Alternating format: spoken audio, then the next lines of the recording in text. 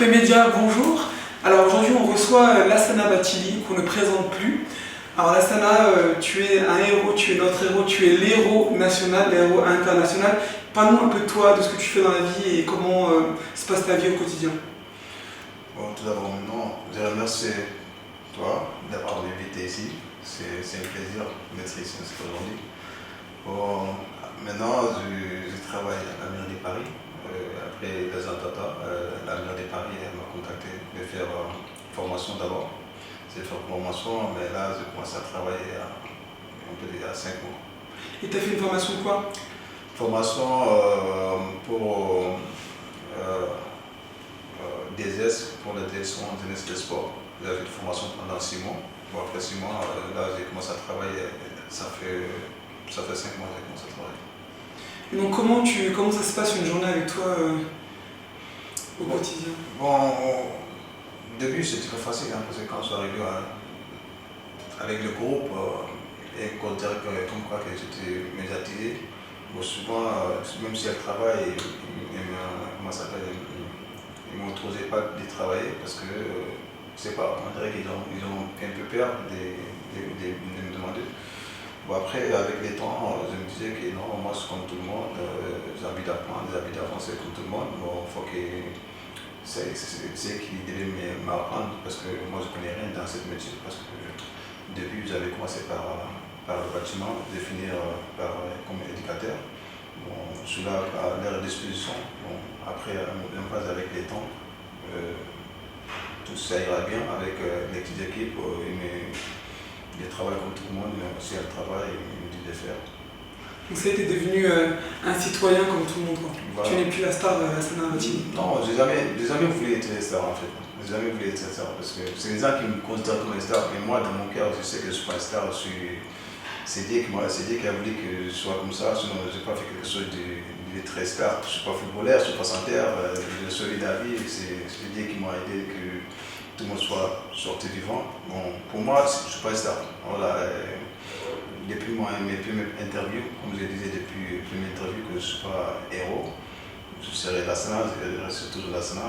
Bon, j'ai toujours les mêmes fréquences, même regard, même vue qu'avant.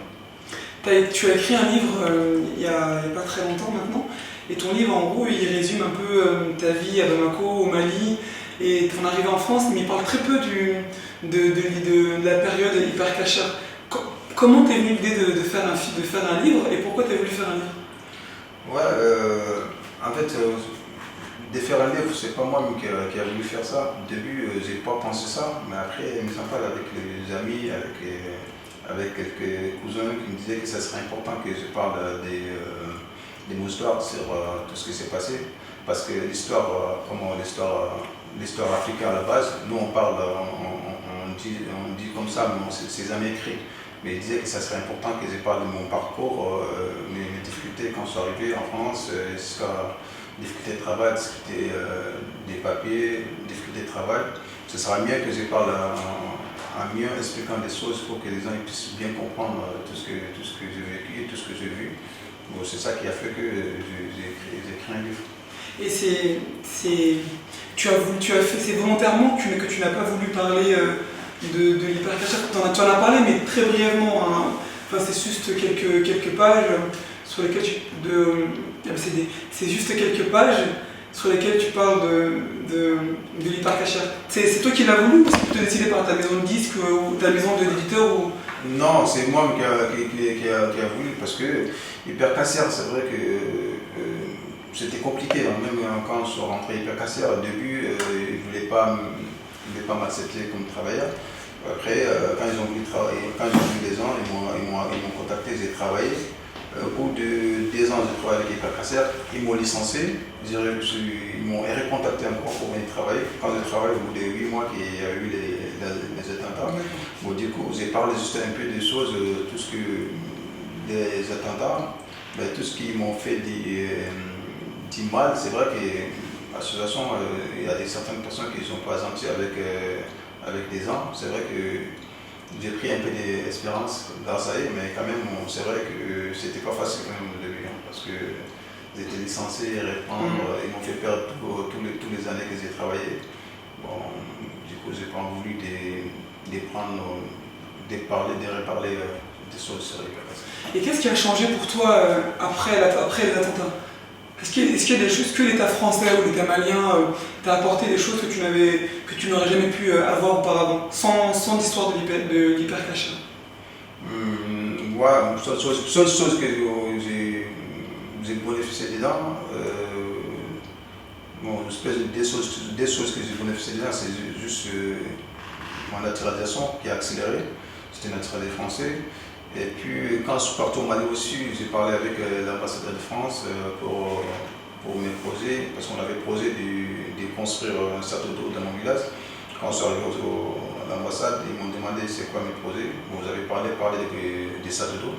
Mais à ce temps, il y avait l'agence française de développement qui était sur place au nord du Mali. Et à ce temps, c'était fin des travaux. Ils m'ont proposé, ils me disaient que si ça m'intéresse, c'était de faire un château d'eau dans mon village. Bon, c'est des choses que j'ai bénéficié des nations et rien d'autre.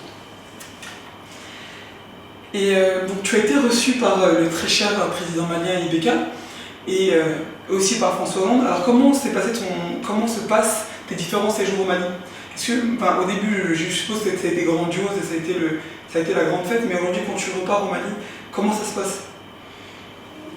Maintenant, quand je pars au Mali, c'est comme avant. Début d'Atata, quand je suis parti, j'étais reçu par le gouvernement malien. Mais maintenant, quand je pars au Mali, c'est comme tout le monde. Je prends mon sommet, j'habite avec la famille. Comment ça s'appelle? Ils ne me considèrent pas comme quelqu'un de grand qui vient et ils vont faire la fête tout en temps. Maintenant, j'ai pris une vie normale. Quand je pars au Mali, c'est comme tout le monde. Et toi, comme tu es un membre de la diaspora française à Paris, quel regard tu as sur la situation actuelle du pays? C'est dramatique. Quand on voit tous les problèmes qui passent au Mali, c'est quelque chose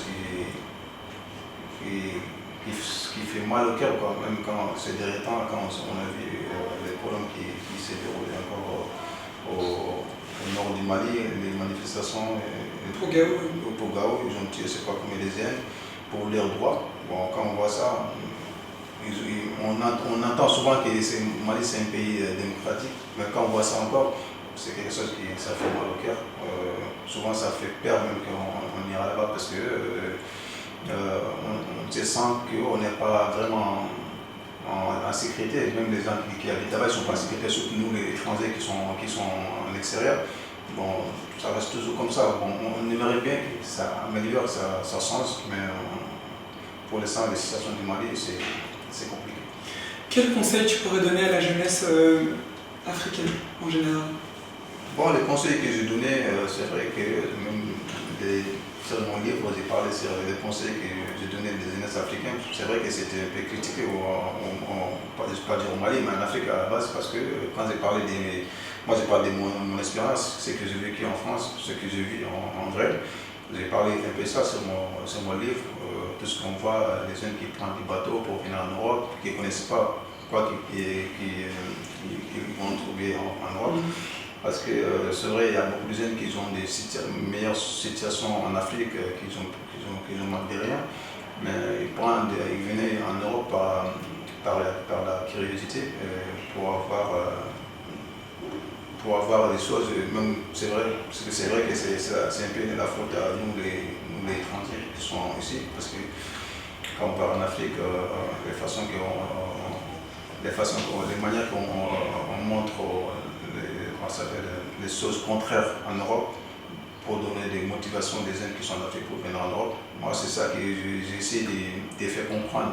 Tout ce que les gens ils montrent d'Europe, c'est vrai qu'il y a certaines personnes qui vivent bien en Europe, mais il n'y a pas tout le monde qui vit bien parce que c'est vrai, on a des conditions de vie ici, c'est pas terrible. Des travail, des papiers, tout ça, c'est ça qu'ils ont donné comme le conseil. Mais souvent, ils ont du mal à comprendre.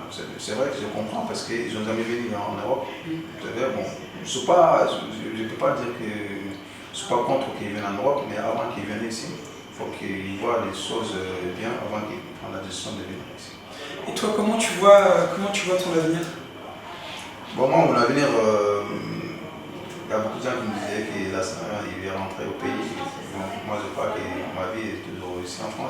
continuer à travailler comme avant, comme depuis le début. Parce qu'en souvenir, j'étais motivé pour avoir les papiers, j'ai eu les papiers, j'ai travaillé, mais toujours, j'ai continué toujours à travailler. Il ne faut pas que les gens ils prennent comme je suis milliardaire ou je suis millionnaire, je suis toujours pareil, hein. J'ai envie de travailler comme tout le monde, comme j'ai envie de lutter pour avoir une vie meilleure, pour construire aussi ma famille, parce que je ne vais pas rester toujours célibataire, mais quand même j'ai envie de continuer à lutter pour assurer ma vie. Donc qu'est-ce que toute l'équipe d'RP Media, qu'est-ce qu'on peut tous te souhaiter pour l'avenir? Bon, pour me souhaiter bon sens, c'est ça. Ok. Bonne chance à toi, Lassana Bati. Merci. Merci Lassana Bati d'avoir pris le temps de répondre aux questions d'RP Media. On te dit à très bientôt. Merci à vous.